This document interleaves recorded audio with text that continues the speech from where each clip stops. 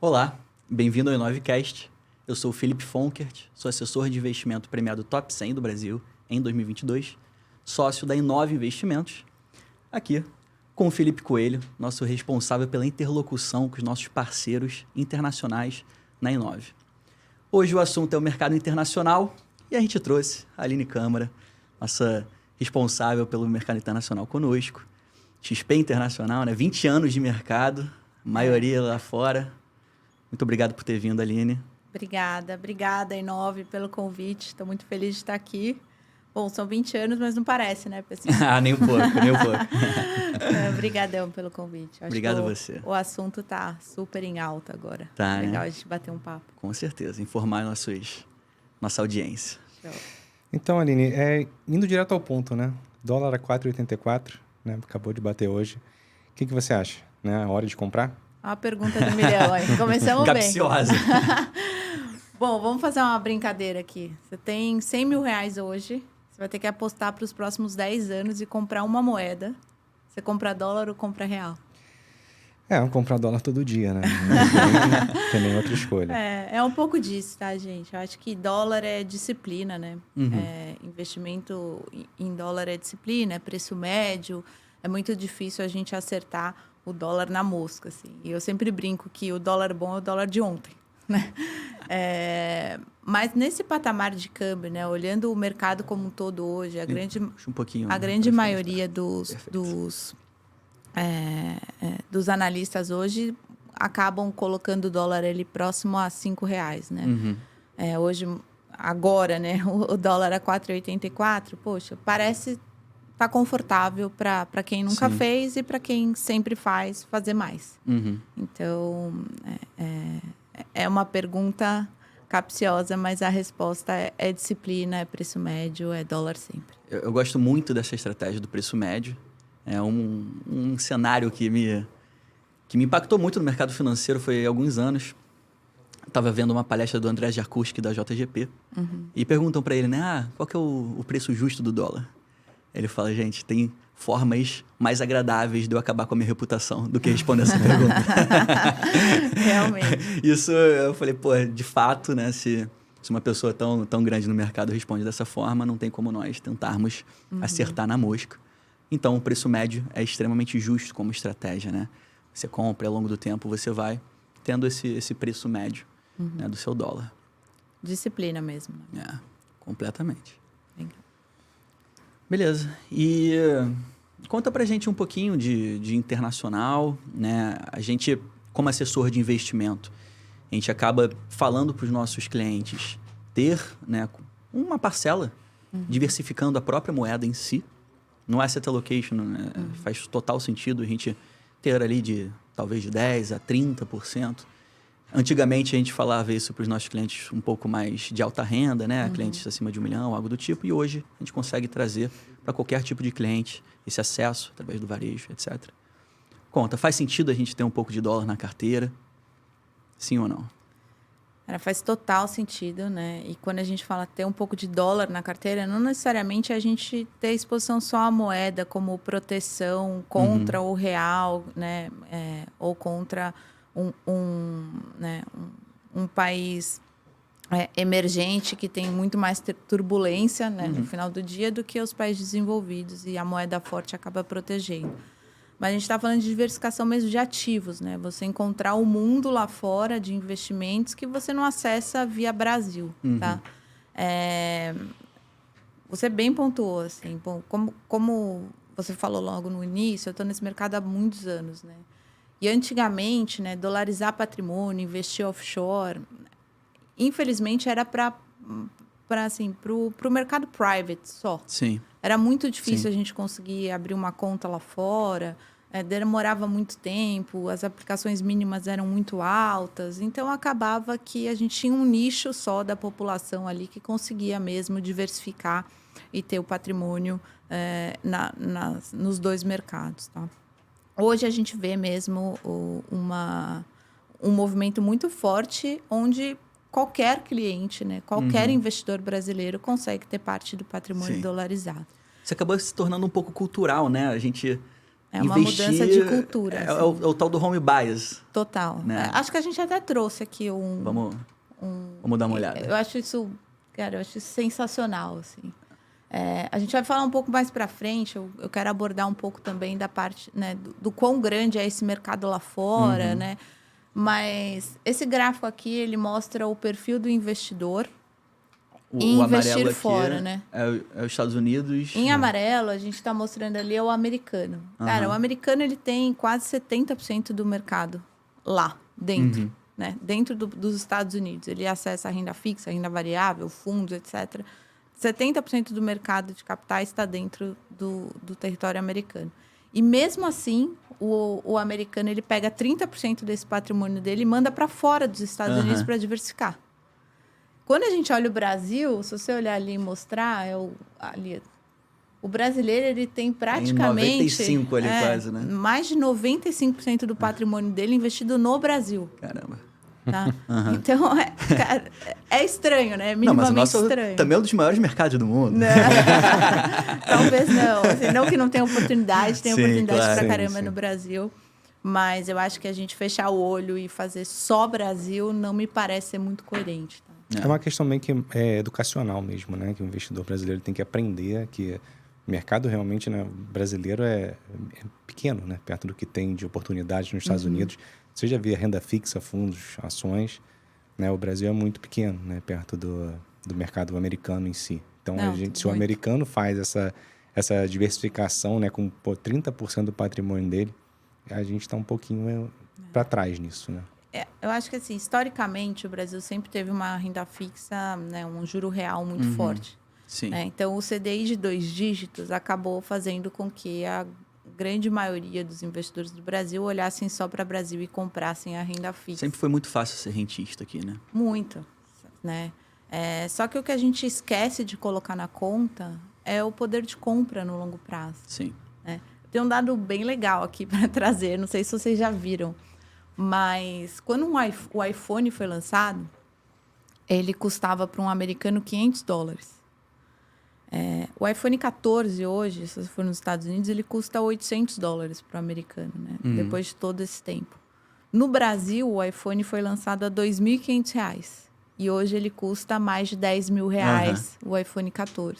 Então, isso assim, é o exemplo básico de como você perde poder de compra no longo prazo, né, estando exposto a uma única moeda e a um único mercado. Né? Nem fala quebrar o celular hoje em dia, você chora, né? Virou quase um carro. Né? Né? Exatamente. Exatamente. E assim, o risco também, né, dos nossos ativos. Como a gente mora aqui, a gente acaba sendo um tanto quanto cego quanto a risco. Né? Mas trazendo também aqui um assunto interessante, é o risco país ao redor do mundo. Exato. Né? Quer comentar um pouquinho sobre? Lógico. Outro exemplo que eu dou muito, assim, imagina que um extraterrestre acabou de chegar aqui e aí ele olha, né, para esse gráfico aqui da Standard & Poor's que mostra o rating. Na cadeira, não, deixa ele lá, melhor aqui não. E aí ele olha o rating dos países, né, pela Standard & Poor's, e ele tá com uma mala de dinheiro para ele investir no mundo. Cara, se alguém falar para ele, olha, pega 100% do seu patrimônio e coloca ali, né, no Brasil, né? Se você olhar ali embaixo, né, correspondente à cor, o Brasil ele é BBB-, né? Sendo que AAA é o melhor, né, grau de risco que a gente tem hoje. Pô, esse extraterrestre ele vai falar, cara, será que não tem coisa melhor para eu investir? Eu vou pôr 100% só aqui? Né? Então, é um pouco disso, assim, né? O Brasil, quando o mundo olha o Brasil, ele tem um risco muito maior do que outros países desenvolvidos hoje quando a gente fala de investimento. Então, centralizar 100% parece um pouco loucura para esse extraterrestre, tá? Então, é isso que eu queria trazer aqui. E o brasileiro, ele tem muito... poxa, nesses 20 anos eu já fiz muita reunião com um investidor, com família e etc. E a maioria se diz conservador, porque compra renda fixa no Brasil. E quando a gente mostra esse gráfico, né, cara, talvez você não seja tão conservador assim, porque você está muito concentrado, né? Às vezes é um empresário ou, um executivo no Brasil, ou seja, tudo está concentrado aqui, os salários, os dividendos, né, os investimentos, os imóveis que ele tem alugado. Então, faz sentido, né, de qualquer forma. O brasileiro, na verdade, vamos lá, investidores em geral, talvez, tendem a ignorar um pouco o risco de crédito, né? A gente pensa muito em risco como risco de mercado, que é a própria volatilidade dos ativos, né? O mercado macro impactando no que a gente tem. Só que o risco de crédito, né? Muita gente se achava conservadora com debênture de Americanas em janeiro e viu que, na realidade, a brincadeira é outra, né? Exato. A gente, de fato, entende que, poxa, ter mais opções de investimento, ter um mercado muito mais maduro, faz total sentido. Né? Os Estados Unidos hoje é o mercado mais maduro do mundo. Né? A gente tem mais opções. Inclusive, tem até mais um slide que, assim, o número de empresas listadas hoje no Brasil, né? Comparada aos Estados Unidos, né? Comparada ao resto do mundo, na realidade. Quão pequeno a gente está nesse gráfico. É mínima, né? E, de novo, tá? Não quer dizer que Bolsa Brasil não tenha potencial, nem nada disso, né? Porque tem, sim, né? A gente está vendo aqui um movimento hoje no mercado, falando muito sobre precificação de Bolsa Brasil e etc. Só que quando a gente olha aquele gráfico, poxa, as opções são muito pequenas, são muito reduzidas ao restante que você pode ter acesso também. Então, não necessariamente você vai concentrar toda a sua diversificação em renda variável numa única localidade, né? Vou comprar só empresas brasileiras aqui em Bolsa Brasil, sendo que eu tenho Hong Kong, Estados Unidos, Europa para acessar também. Não é possível que todas as oportunidades estão só nessas empresas aqui, tá? Sim. A gente fica muito limitado, né? O Brasil é um percentual muito pequeno, né? Principalmente da renda variável do mundo, né? E até o acesso a novas tendências, né? Poxa, quando você rompe essa barreira, né? Sai de Brasil e vai encontrar o mundo de investimentos, poxa, você consegue acessar teses como segurança cibernética, que é algo que está super em alta, né? Que não existia há 5 anos atrás e hoje é provavelmente o assunto do direito mais falado, né, no mundo como um todo. Streaming, né? Quem é que não usa Netflix e todas essas plataformas que agora estão que tem que ter assinatura por casa, eu não uso mais.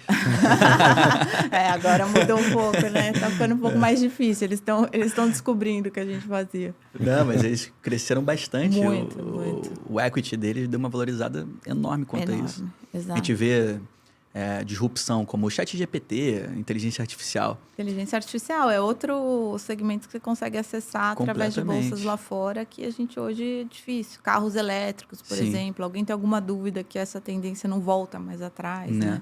Não, indiretamente também. A própria NVIDIA, né, que está com as placas de vídeo que proporcionam inteligência suficiente para a inteligência artificial, né, conseguir, né, essa força de processamento para a inteligência artificial, também se valoriza. Então, a gente hoje tem repercussões da melhoria de tecnologia. E aqui no Brasil, a gente não consegue acessar tanta tecnologia, né? Não. Convenhamos. Eu não sei se a gente trouxe o gráfico. Esse é bacana. Esse daqui. Esse é bem legal. Né? Que ele mostra a exposição a tendências. A gente pegou aqui o S&P, né? Que é o índice de bolsa americano mais utilizado aqui, né? São as 500 ações ali, contra o nosso bom e velho Ibovespa aqui, né, no Brasil. O grande. Mas, assim, se a gente olhar o Brasil, né, a Bolsa Brasileira já faz o quê? 20 anos que a gente fala que é a Bolsa de commodities e bancos, né? Sim. Ela continua assim, né? Então, se a gente olhar ali, né, setor financeiro, materiais básicos ali, energia, né, é a grande parte do índice. Tá? Quando a gente olha o S&P, né, a Bolsa Americana ali, você tem 27% em tecnologia, né? Você tem comunicação quase 9%, né? Saúde, que é algo que, poxa, tem crescido muito esse mercado também, né? Mundialmente, poxa, a população envelhece e a gente tem várias novas tendências trazendo ali para a gente resolver esse problema. 14% do índice, né? Então, no final do dia, esses mercados mais desenvolvidos, facilmente você tem exposição a teses que são teses para o futuro, assim, né? Que está claro que vai ter crescimento. Isso que a gente quase não aborda, que a gente quase não tem no Ibovespa, né? Então... Sim. Exatamente. É engraçado que parece que é completamente o contrário da gente, né? Assim, se a gente olha os gráficos, eles... Cada O um... setor de bancos, por exemplo, nos Estados Unidos, só diminui, né? Nos últimos 20 anos, ele saiu de, sei lá, 25% do índice para 11% do índice. Mas corresponde o quê? A desbancarização e, né, a perda de poder do setor financeiro no mundo, que é algo que está acontecendo mesmo. A primeira disrupção da XP foi trazer o mercado de corretoras aqui um pouco mais para o público de varejo. Foi muito importante, acho que, de fato, as novas gerações, principalmente, mas hoje todo mundo tem mais informação, tem mais educação financeira, né? Consegue entender um pouco melhor. E agora, essa disrupção também do mercado internacional como um todo. A gente... Claro que existem outros players no mercado disso, mas a XP foi a primeira internacional. Não primeira, mas desde 2011 a gente está no mercado internacional, né? A nossa plataforma internacional, a XP é corretora nos Estados Unidos desde 2011. Né? Hoje, se a gente olhar, poxa, a XP é a única instituição financeira com ações listadas na Bolsa Americana, né? Na Nasdaq. Então, a gente mudou de patamar, né, fora desde 2019. Assim, a gente tem, né, crescido muito. A gente nasceu como uma plataforma mais voltada para o investidor, né, maior ali, né, mais focada no private. E desde o ano passado, a gente entrou de cabeça mesmo nesse mundo de facilitar o investimento internacional para todos os investidores, né? Que é mais ou menos o que a gente fez no Brasil, né? Há 22 anos atrás ali, né? Muito bom. E o mercado internacional em si, né? Assim, hoje a gente, né, pergunta, tem carteiras recomendadas, a própria XP tem, etc e tal, mas para onde é que a gente iria? Bonds, né? Ações? Historicamente, faz sentido investir em bolsa americana? Faz sentido investir em treasury? Assim, a maioria das pessoas que a gente conversa hoje, eu acho que vocês, poxa, melhor do que eu até, né? Com a base de clientes que vocês comunicam diariamente, etc. Quando a gente fala de investimento internacional, a maioria dos brasileiros responde, é proteção. Né? Quem já ouviu isso? Direto. Né? É minha parte de proteção. E, pessoal, de verdade, assim, investir fora, historicamente, é retorno, não só proteção. Você sabe quanto que o índice de bolsa americana entregou, em média, ao ano, nos últimos 100 anos? 100 anos. Próximo a 10% ao ano em dólar. 10% em dólar. De verdade. Bota a valorização do dólar ainda em cima. Assim, é muita coisa, né? A gente está falando de retorno mesmo em dólar. E não necessariamente só proteção. Porque o brasileiro tem aquilo na cabeça de que a renda fixa nos Estados Unidos não rende nada, porque historicamente, né, nos últimos vários anos, a renda fixa lá fora ficou realmente muito baixa. Mas, né, a renda variável sempre complementou essas carteiras. E aí até... para provar isso, né, a gente olha aqui, né, desde 1928, o retorno de portfólios ali 60-40, né, 60% em renda fixa, 40% em renda variável. E os retornos são super interessantes, tá? Tanto no acumulado quanto no ano a ano, né, são poucos os anos que a gente teve ali, anos diferentes, onde a renda fixa e a renda variável performaram de forma negativa, como foi o ano passado, por exemplo. Né, como a gente teve a alta de juros nos Estados Unidos muito forte, a renda fixa nos Estados Unidos é sempre pré-fixada, né? Então, quem entende um pouco de marcação a mercado sabe exatamente o que aconteceu. Eu comprei um título que pagava 2 e agora ele paga 6. Né? Eu estou sendo marcado a mercado com deságio, é exatamente o que aconteceu. Teve banco falindo por causa disso, né? Teve, por conta das treasuries, né? Porque, né, teve uma corrida ali por liquidez e, cara, o que quebra banco é a corrida por liquidez, né? E Treasury não pagava nada 2 anos atrás. Não pagava nada e aí hoje, né, paga ali próximo a 5% ao ano as mais curtas e as mais longas, né, próximo a 3,5% ali. Então, isso acabou machucando um pouco o mercado como um todo. Mas, assim, olhando para esses números, é impossível a gente acreditar que não tem oportunidade de investir fora, tanto em Né? renda variável quanto em renda fixa hoje. Tá? Você comentou sobre a média de alta do S&P ao longo de 100 anos, né? A média anual é em torno de 10%. Se a gente parar para pensar que o dólar em 2011, por exemplo, está falando de 13 anos atrás, 12 anos atrás, estava em 1,60, 1,70, pouco abaixo de 2. O dólar subiu, já está 4,84 agora, né? Mas chegou a bater quase 6, né? Recentemente. Isso. Então, assim, foi uma alta expressiva no câmbio, a alta de 10% ao ano na média ali do S&P. Se a gente para fazer essa conta, né, a gente vê que o CDI não é grandes coisas assim, né? A gente desmistifica um pouco, né? Todo mundo coloca o CDI num patamar, talvez, que ele não deveria estar. Sim. Assim, porque realmente é um investimento real que foi interessante, né? Principalmente os títulos lastreados à inflação, né? Quando a gente olha no longo prazo aqui no Brasil. Mas o CDI, propriamente dito, ele perde feio, assim, do investimento internacional. Tá? Eu já ouvi o argumento de que, poxa, mas a Bolsa Brasil tem mais risco, logo eu tenho a possibilidade de ter mais retorno. Não foi o que aconteceu Então. nos últimos vários anos. Mas assim, até que, no geral, isso pode fazer um mínimo de sentido, mas como você mesmo começou esse podcast falando sobre consistência, e aí quando a gente olha, a gente vê o S&P, que é a nossa coluna da esquerda aqui, né, em todas essas separações de coluna, tem o ano S&P, Treasury de 10 year, né, 10 anos, e o portfólio 60-40, aí Que é a em 5 composição vezes. entre os dois. Né? Em 5 vezes. Então, na coluna do S&P, em todos eles, é majoritariamente verde. Né? A gente vê ele... Tem alguns anos mais difíceis, né? A gente teve ali 2000 a 2002, foram anos mais complicados, né? Por conta de crises ali pontuais. 2008, obviamente, né? Como todo mundo bem lembra, essa é recente, né? Mas, de verdade, assim, no acumulado, falando de longo prazo, é muito difícil. E os mais recentes bater. são bem pontuais, né? Poxa, 2008 foi 2008. E aí, olha, agora, 2009, pandemia. né? O retorno Exato, foi rápido. Assim, é super interessante a gente ter uma consistência bem relevante, né?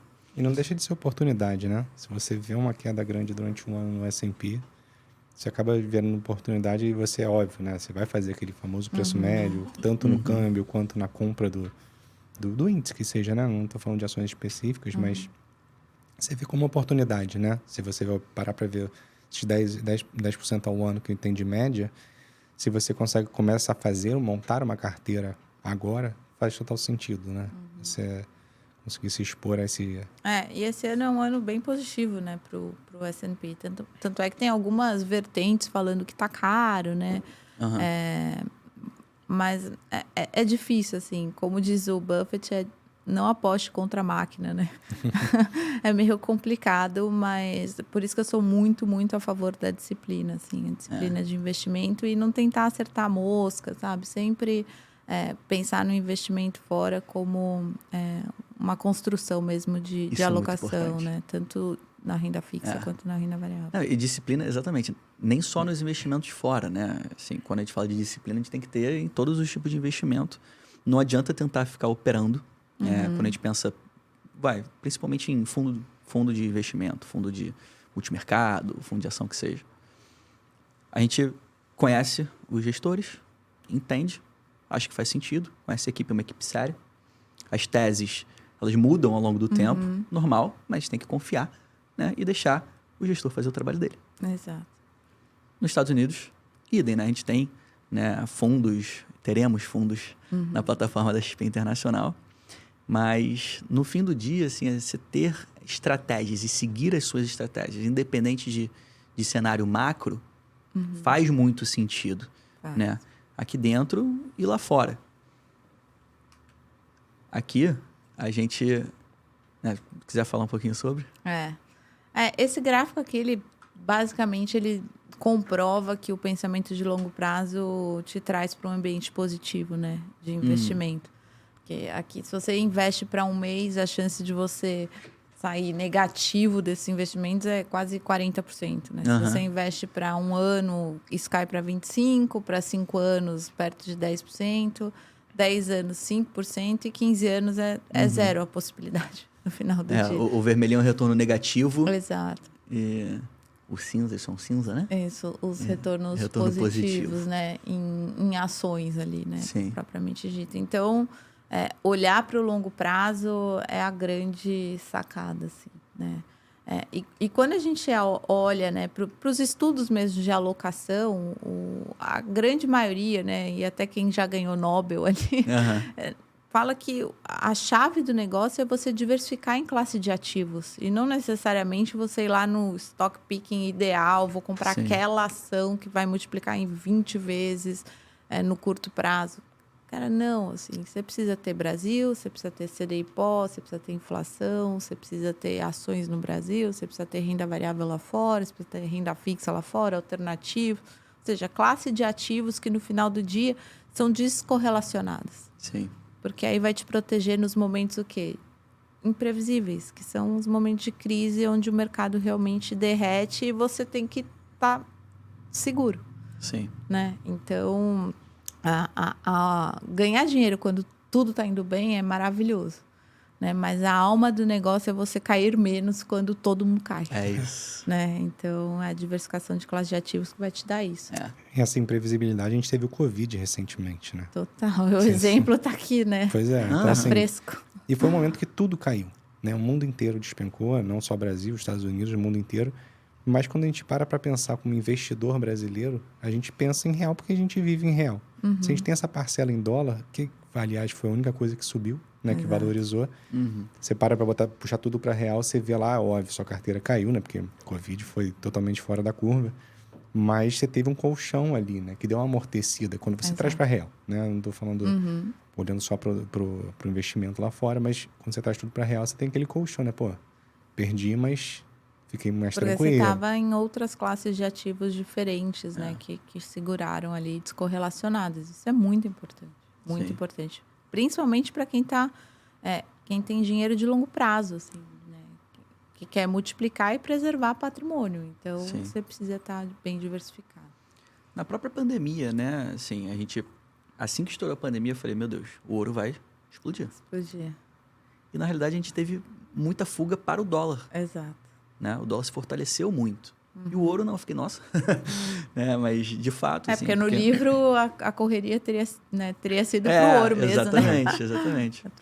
Mas é isso, assim, eu acho que ter uma moeda, ter investimentos lá fora, e hoje investimentos lá fora são rentáveis, na verdade, como você bem disse, sempre foram.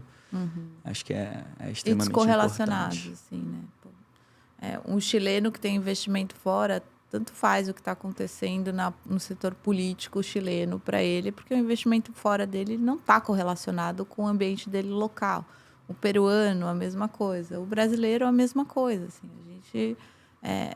são mundos completamente diferentes e que não são influenciados, assim. Então, isso traz bastante segurança. No fim do dia, o jogo é de longo prazo, é de disciplina, né? E de paciência. Exato. Né? Paciência é muito importante. Construção, né? Construção de portfólio, construção de patrimônio. Eu brinco, falo para o cliente, cliente, você não vai multiplicar seu patrimônio comigo, você não vai multiplicar seu patrimônio com a XP, você vai multiplicar seu patrimônio no seu negócio. Perfeito. Né? A gente sempre recebe como é que eu fico rico. Eu falo, trabalhando. Trabalhando muito, né? Exatamente. Acertando aí no seu Ainda não business. inventaram outra forma. Né? Agora deixa com a gente aqui a parte de preservação, de diversificação, de trazer, né, estruturas que sejam adequadas para o seu pensamento de longo prazo. Sim. Investimento você corrige, você consegue de fato ter ganhos, mas o capital em si, seu patrimônio, ele vem proveniente de trabalho, do suor. Não tem como. Não tem como. Mas o que eu estava falando do relativo é que assim, a gente precisa ter paciência sempre e escolher o que a gente precisa fazer ao longo do tempo. Por que eu digo isso? 2021, a gente estava com a Selic a 2. E a gente comparava as carteiras, via o rendimento da carteira, e a gente estava com 300% do CDI, mas o cliente perguntava, e a inflação? A gente estava perdendo da inflação. De fato. Estar pautado na inflação, e aí vem um pouco da minha opinião pessoal, tá? Não sei nem se eu posso dar aqui, mas a gente acaba... É muito melhor ter inflação do que ficar com CDI na cabeça o tempo inteiro, CDI, CDI, CDI. Porque a inflação é o nosso custo de vida e você render acima do nosso custo de vida é a nossa taxa real de rendimento, aquilo que a gente está tendo de rendimento de fato. E isso que impacta o nosso patrimônio, nosso valor ao longo do tempo, né? Então, 2021 era, muito bem da Selic, mas perdendo para a inflação. E aí, hoje, né, o jogo virou desde o teto de ICMS do ano passado. A gente teve uma queda muito grande de inflação e o CDI hoje chegando a 13,65, né? Selic é 13,75. E aí hoje tudo bem, estamos ganhando a inflação, mas não estou nem aí, e o CDI? Então, assim, a gente ter uma estratégia bolada para o longo prazo, estar alinhado com ela, entendendo... Porque é cíclico, né? Assim, se a inflação subiu muito, o Banco Central vai subir os juros, daqui a pouco a inflação vai diminuir, ele vai diminuir os juros. E é isso, né? Até o fim dos tempos. Até o fim dos tempos. Perfeito. Esse é o beabá ali da política. Exatamente. Né? Extremamente cíclico. Exato. E agora, falando um pouco de carteira no geral, né? Aqui a gente está comparando Ibovespa, Ibovespa ali embaixo, com CDI, o índice de multimercados, e uma carteira moderada, né? Lá fora, em reais, tá? Exatamente. E a gente aplicou em reais para que a gente tivesse um grau de comparação idêntico, né? Comparar mesmo batata com batata aqui, né? Não, e não, então a gente colocou a moeda também aqui. E foi o que eu falei ali no começo, né? Tipo, não dá nem para comparar o retorno, né, das carteiras lá fora com o retorno em reais aqui de CDI, fundos multimercados, ou até o Ibovespa. Nesse caso aqui, a gente colocou desde 2009, né, até fechamento de 2022 ali.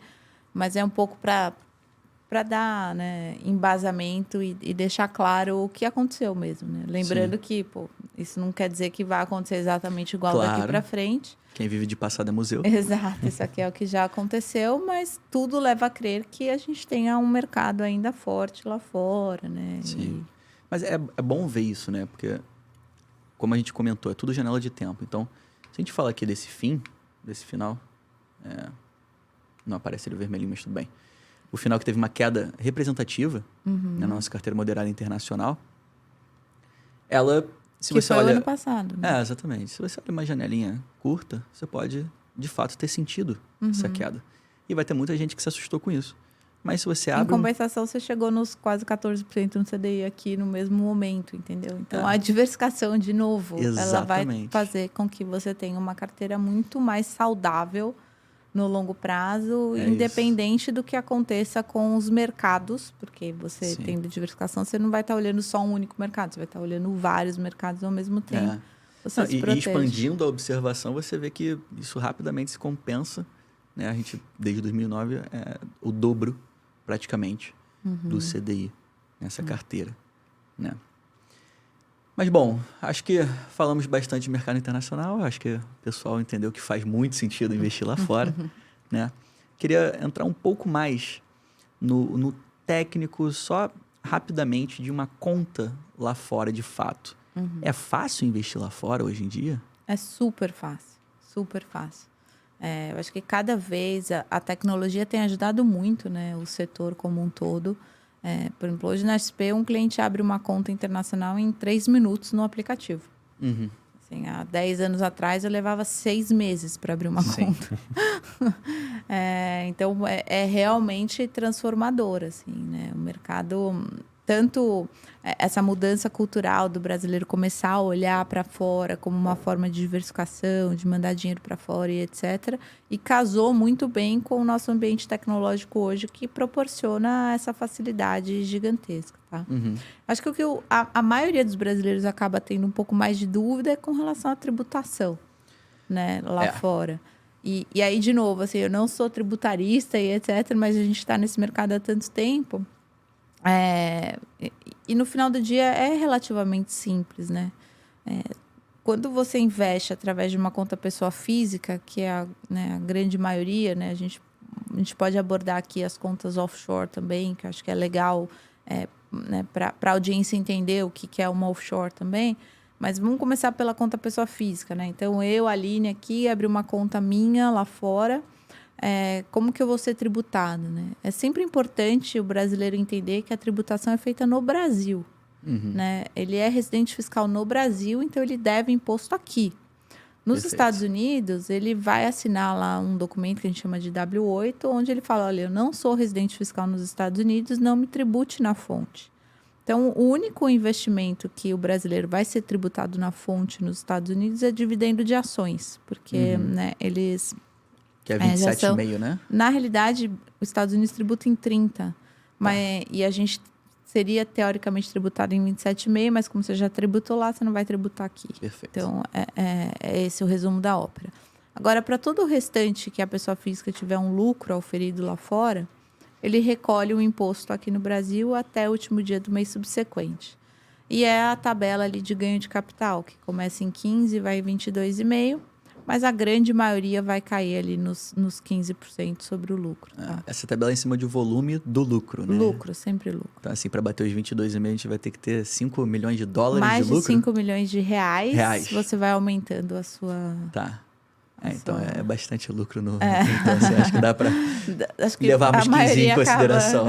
acaba caindo nos 15% Não, até porque, como mesmo. você falou um pouquinho para falar um pouco do investimento via offshore, né?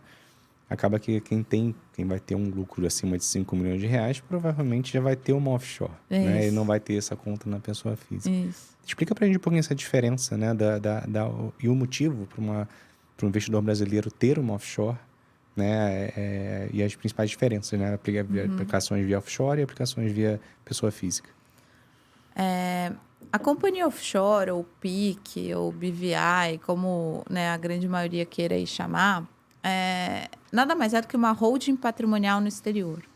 Tá? Então, o brasileiro abrindo uma empresa dele num paraíso fiscal, e esta empresa vai abrir uma conta nos Estados Unidos para investir através dela, né? O porquê que isso é importante, né? Porque a gente tem um benefício hoje, né, vigente hoje, de diferimento fiscal, né? Então, se você tem os investimentos embaixo dessa estrutura, você só paga imposto quando você retirar dividendos de dentro dessa empresa. O imposto é de 27,5%, mas ele pode acontecer amanhã, daqui 2 anos, ou nunca, até você transferir esse patrimônio para os seus beneficiários ali. Né? É uma estrutura muito completa com relação à sucessão, né? Você pode até colocar testamento nessa estrutura para que, no caso de falta, né, do dono do recurso ali, como que ele quer que esse patrimônio, essa empresa seja transferida para os herdeiros, tá? Então, é bem benéfico para os grandes patrimônios ali, tá? Nos Estados Unidos tem um imposto de herança grande, né? Tava só esperando alguém perguntar. Mas Esse grande, é famoso, Bom, o estate tax, né, que é o imposto de sucessão nos Estados Unidos, ele ocorre só na conta pessoa física, né? Na offshore ele não ocorre porque essa offshore ela tá fora do território americano, né? Não, então acaba que o estate tax não é influenciável ali na offshore. Na conta pessoa física, o estate tax ele vai ocorrer apenas para ativos de raiz americana, tá? Então, o que isso quer dizer, tá, gente? Então, em resumo, a gente tem $60 mil de isenção e qualquer valor acima de $60 mil investido em ativos de raiz americana, basicamente bolsa americana, bolsa de Nova York, ou Nasdaq, ou até tijolo mesmo, né? Eu tenho um imóvel na minha pessoa física nos Estados Unidos. Tudo isso está passível a ser tributado na fonte nos Estados Unidos em caso de falta do dono dessa conta, tá? Então, para todo o restante, então, corporate bonds, que a gente deve falar um pouquinho mais para frente, treasury, fundos, né, que são sediados fora dos Estados Unidos, tudo isso está fora do estate tax. Então, a conta da pessoa física também ela pode estar protegida e não necessariamente ela vai incorrer nesse risco de ter o imposto de herança nos Estados Unidos. Tá? Não sei se ficou claro. Perfeito. Não, ficou. Praticamente, a gente tem esse imposto de herança, né? Na O conta estate pessoa tax física, né? Para o pra não residente bolsa, americano né? ali. Mas, teoricamente, é bolsa mesmo. Você tem Sim. que tomar cuidado e tem esse limitador ali de $60 mil que você é isento, né? O que Sim. for acima de $60 mil, aí a gente tem que tomar um pouco mais de cuidado. Legal. E, bom, trazendo um assunto um pouco polêmico, mas a gente teve a MP agora, né? Que veio, né, como uma conversa, a gente ainda não tem informações firmes sobre, mas foi levantada. E fez um barulho. E fez barulho. Fez Não bastante. sabemos se vai passar ou não, como que vai passar, mas, assim, acho que o ponto que faz bastante sentido é que já levantaram comigo, isso inviabiliza, então, ter uma offshore? Acho que não, né? A partir do momento que... No texto corrente, né? De novo, gente, assim, é muito difícil uma MP passar sem ter nenhuma alteração de texto, né? Porque depois que ela é lançada, a gente tem um monte de discussões em cima para ver o que tem que ser alterado ou não. A gente ainda tem um prazo, né, para que isso seja aprovado ou não. Então, até que isso aconteça, né, de novo, tudo que eu falei aqui ainda continua vigente. Sim. Mas mesmo se passasse exatamente o texto atual lá, perderia esse benefício do diferimento fiscal dentro da offshore. Então, você passaria a pagar imposto anualmente. Tem várias dúvidas com relação à variação cambial, à marcação a mercado e etc. Não vou entrar aqui nos detalhes, mas no final do dia esse é o principal impacto, né? Você perde o diferimento fiscal e passa a pagar o imposto anualmente. Mas, mesmo assim, a offshore ainda vai continuar com o benefício de você você compensar lucro com prejuízo, ou os benefícios sucessórios de você ter testamento, transferir esse patrimônio. Então, olhando o texto hoje, a gente não consegue enxergar a inviabilidade de uma offshore se ele passar. Perfeito. Tá? Mas a gente tem que aguardar, porque Claro. tem muita água ainda para passar embaixo Muita. dessa ponte. E essa Em questão Brasil da as coisas sucessão... demoram, né? Sim. Então, Mas essa questão da sucessão via offshore, ela é demorada, relativamente rápida. Como é que ela funciona, né, na prática? Ela é muito rápida, assim, né? Geralmente, umas 2 semanas a sucessão está completa, assim. Então, quer dizer, Caramba. não entra inventário aqui no Brasil? Não entra em inventário. O inventário é feito na ilha caribenha, ali onde o cliente tiver a offshore constituída. E é muito simples de Não, eu sei. de Então, tramitar. aqui no Brasil, por exemplo, quando, sei lá, você tem uma família de posses e ela entra em inventário, geralmente demora bastante Muito, tempo, né? né? Às vezes mais de anos, né? Uhum. Então, querendo ou não, a família às vezes está aguardando para poder voltar à vida normal, né? E fica ali anos aguardando. Quem tem já essa parte toda já formada via offshore lá fora, já consegue acessar muito mais rápido o dinheiro, né? E continuar tocando a vida até o restante aqui no Brasil ser, né, Liberado. Né? Eu falo que planejamento sucessório devia ser né, a principal a principal disciplina familiar que a gente tem, assim, porque as famílias que são disciplinadas com relação a isso, a transmissão patrimonial ela é muito mais simples, seja no Brasil, seja fora. E o veículo offshore, ele funciona muito bem, né?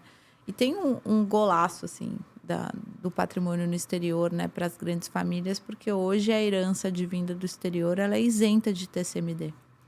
Então, além disso, a família ainda consegue economizar o ITCMD na transmissão desse patrimônio lá fora. Não então, conta ele é como doação, rápido, né? ele não é tributado, né, o ITCMD. Pô, aqui no Rio acho que são 8%, né? São Paulo 4%, acho que Minas é 8% também. Não sei Ao se redor tô do Brasil, falando. 4 ou 8. Então, a gente está falando de uma economia. Pô, quanto maior o patrimônio, maior é essa economia na hora de transmitir para os herdeiros. Tá? Então, faz muito sentido mesmo. Muito bom. Muito legal. Muito sentido. Agora vamos conversar um pouquinho da XP Internacional, né? A gente só ficou no internacional como um todo. Mas falar da estrutura para trazer, né, um pouco da robustez que a gente tem. As pessoas ficarem... saberem um pouquinho mais, né, do nosso negócio. Terem a confiança aqui. Exato. Que é muito bom, muito Bom, sério. como eu falei, a XP ela existe desde 2011, né? A gente tem 2 escritórios, né? Um escritório em Nova York, que é a nossa mesa institucional, e o escritório em Miami, que é a nossa mesa comercial e nosso time de investimento, onde eles ficam mesmo fisicamente, tá? Fora isso, a gente tem a nossa plataforma digital também, né? Que foi lançada em maio do ano passado. Mas é esse time aqui todo de offshore que acaba trabalhando em todas as frentes que a gente tem à disposição dos clientes, tá? Hoje a gente faz gestão ali de mais de 7 bilhões de dólares dos nossos Esse número está clientes. até um pouco defasado, né? Que é de 2022, então a gente tem... A gente está com 7,5, caminhando para 8 bi de dólares de lá, sob gestão. Muito bom. E, poxa, né? Eu acho que desde o ano passado, final do ano passado e esse ano são anos muito fortes para o offshore, né? Que eu acho que casou tudo muito bem, né? Então, a gente tem uma equipe muito robusta, assim. Eu acho que esse é o nosso principal serviço, assim, nosso principal diferencial. Quando a gente investe fora, né? Como a XP veio aqui para o Brasil, falou, poxa, não veio, né? Mas aqui no Brasil olhou para fora, olhou a Charles Schwab lá, o Guilherme olhou e falou, pô, isso aqui que a gente tem que fazer no Brasil. Né? Que é a plataforma aberta, é o investimento como commodity, né? E pouca gente sabe disso, serviço. Né? Que na realidade ele olhou... Exato. Falou, poxa, o Wake Up America tem que ter um Wake Up Brasil, Acorda Brasil. Exato. Né? Então, a gente sabe que o investimento, o ativo em si, é uma commodity lá fora. Né? O que a gente vai agregar é serviço, né? É time, é know-how sobre alocação. E hoje a gente tem um dos melhores times ali, né, lá fora, tocado principalmente ali pelo Paulo Leme, né, que é o chairman do nosso Comitê Global de Alocação. Poxa, o Paulo tem quase 40 anos de mercado financeiro, foi presidente da Goldman Sachs, conselheiro da FMI por mais de 10 anos. Né? Provavelmente é o economista brasileiro mais bem-sucedido, né, lá fora. E a gente brinca que ele é um dos únicos atuantes que viu inflação nos Estados Unidos, né? Que a grande maioria hoje que trabalha e que fala lá fora, né, sobre mercado nunca viveu inflação, né? Então, a gente tem bastante know-how e bastante expertise. O próprio Bernal é um colombiano, né? Nosso estrategista-chefe ali global, um cara super conceituado, né? Já foi convidado para cadeiras importantes na Colômbia pelo ex-presidente, né? O Arthur Wichmann, que, poxa, né?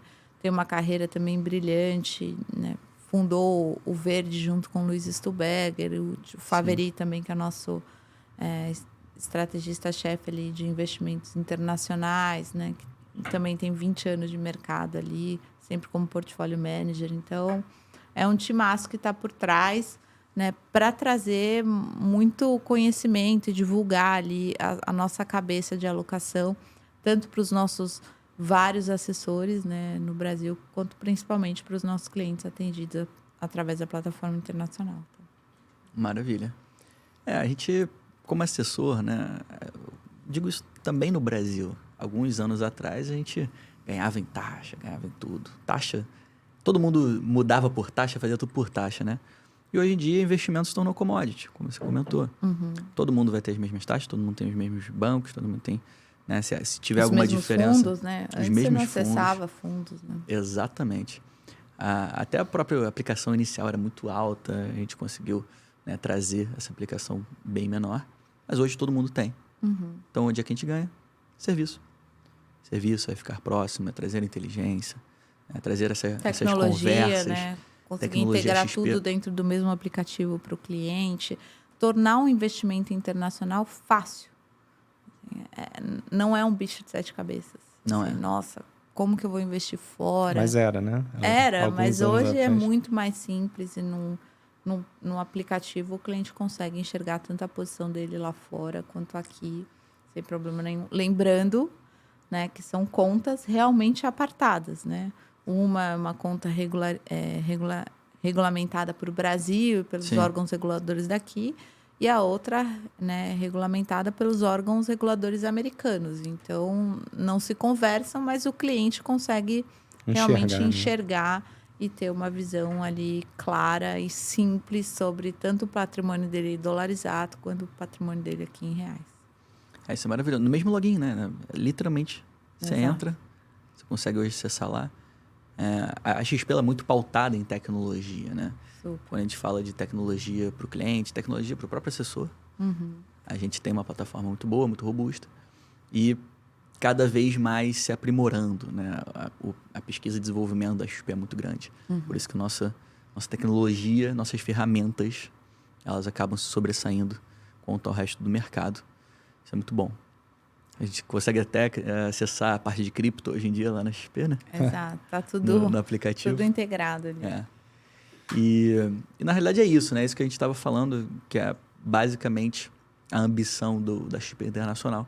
Cada vez evoluir mais para chegar, né, e ser o maior player disso no mercado. A gente tem concorrente hoje?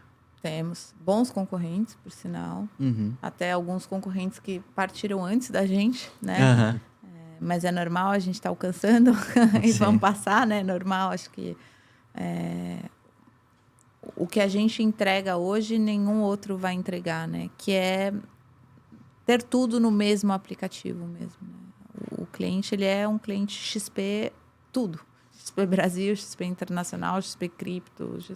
Então, isso vai facilitar muito ele acessar o mercado internacional. E a gente, com certeza, vai ser o maior player internacional hoje no Brasil.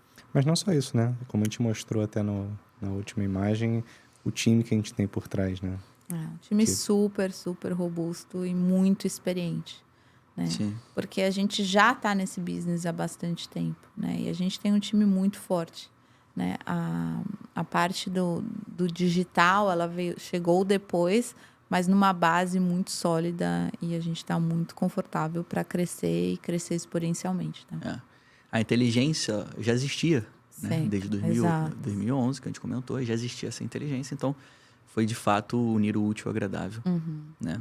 E eu gosto muito da XP pela ambição que ela tem. Então, a gente tem alguns projetos à frente. Né? A gente, como esse slide mesmo diz, a gente pretende eventualmente conseguir acessar investimentos ao redor do mundo. Uhum. Né? Banking, talvez. A gente consegue banking no futuro? Não pode falar. Logo. Muito, muito logo. muito logo. Que Exato. Bom. Cartão de crédito junto clientes, com banking? Clientes, assessores, crédito vocês vão ter débito. cartão de débito, vão ter conta. Que legal. Esse produto, assim, se eu mostrasse para vocês aqui o roadmap desse produto, não ia caber nessa tela. Porque tem muita coisa já sendo preparada para sair do forno, assim. Acho que um spoiler que a gente pode dar são os fundos de investimento que logo vão estar na nossa plataforma digital. E falando exclusivamente sobre a plataforma digital, né, vai ter sim conta, vai ter cartão de débito. A gente tem muita coisa legal para complementar e a gente ouve muitos assessores, a gente ouve muitos clientes, né? E é um processo de entrega mesmo de tecnologia. Tem muita gente hoje na XP focada em internacional. Muito legal. E assim, as pessoas às vezes podem se perguntar, né? Mas eu já acesso um fundo específico internacional através do Brasil. Uhum. Mas, como você mesmo citou, são empresas apartadas. Exato. Então, a gente tem hoje a XP Internacional. Você, de fato, está nos Estados Unidos. A custódia é lá fora. Exato. Tá? Seu patrimônio não está no Brasil. Isso é muito importante. A gente consegue, então, diversificar geograficamente o nosso patrimônio e acessar os fundos. Né? Lá, poxa, como você comentou, a maior mercado de investimentos do mundo. Uhum. A gente tem uma gama muito grande. Claro que a gente não vai começar com todos os fundos no mercado, né? Uhum. Alguns bons, grandes, renomados. A gente faz um filtro. Exato. Mas fazer um investimento lá fora, através do Brasil, acho que em alguns anos isso vai deixar de existir, né? Eu acho que ainda é um veículo que faz sentido. Mas foi o que você disse, né? Assim, a gente investir diretamente lá fora tem um apelo também, né? Da questão de blindagem patrimonial e estando lá fora, você vai acessar tudo, né? Aqui a gente tem que trazer lá fora aqui para dentro, né? Você estando lá, tem que buscar você vai buscar, aqui, né? Você vai ter acesso a mais veículos com toda certeza. Maravilha. E o câmbio, né? Você não vai ter comprar hedge, nada disso, né? Você vai estar exposto mesmo à moeda. Pode querer fazer o contrário, fazer um hedge. Exato, né? E tentar pode ficar... Por mais que eu sou fã de estar lá fora, com certeza. Exposição mesmo, 100%. Se vai com tudo, né? É isso. Tem mais alguma pergunta? Não, acho que é basicamente isso mesmo, né? Desmistificar, né, esse produto internacional para o investidor. Acho que a gente conseguiu matar muita dúvida aqui, né? Que provavelmente a maior parte das pessoas tem, né? Eu acho que um ponto que é legal a gente só ressaltar, claro, que na plataforma digital da XP, a gente pensou muito no momento, né? E esse momento de juros nos Estados Unidos alto, ele acaba tendo mais atratividade pela renda fixa, né? Então, os juros lá fora, nos patamares que estão atuando hoje, a gente encontra papéis pagando de 3% a 10% ao ano em dólar, né? De renda fixa, dependendo de prazo e etc. Desde um título público americano até uma emissão de uma empresa que a gente chama de bond, né? Que é igual ao crédito privado aqui no Brasil. E aí, pensando nessa oportunidade, a nossa plataforma digital internacional, ela oferece bonds a partir de $5.000, né? E para o brasileiro que está olhando para esse mercado pela primeira vez, né? Geralmente, para você entrar em bonds, seja na concorrência ou seja nas plataformas private lá fora, os mínimos são muito maiores, né? Ou $50.000, ou $250.000. Então, tem que aproveitar também que a gente consegue facilitar a entrada do público para papéis como esse também. Então. Facilita também a diversificação em nomes, Com né? certeza. Pô, você deu o exemplo de Americanas, né? O risco de crédito ele tem que ser, né, levado em consideração quando a gente investe em renda fixa. Claro. Então, se eu conseguir diversificar mais, né, em mais nomes, né, o meu risco está melhor mitigado. Né? Perfeito. Muito bom. Essa democratização, de fato, é muito importante para o brasileiro, né? Está passando por um momento de basicamente uma educação nova. Acho que está todo mundo mais atento, né? Então, isso é muito bom. Isso é muito bom. É bom mesmo. É isso. Bom, dúvidas, a gente está completamente à disposição também, né? Acho que o assessor de investimento, ter essa equipe por trás é muito bacana, mas também conseguimos trazer o pessoal da XP Internacional para reuniões pontuais, né? Acho que pode fazer bastante sentido em conjunto, né? Providenciarmos cada vez mais serviço para o brasileiro. Então, acione a gente, acione seu assessor de investimento. E muito obrigado pela presença, tá, Aline? Obrigado de verdade. Obrigada, gente. Foi um super prazer. Adorei estar aqui hoje. Obrigadão, Obrigada, Aline. Obrigado viu? de verdade. É isso.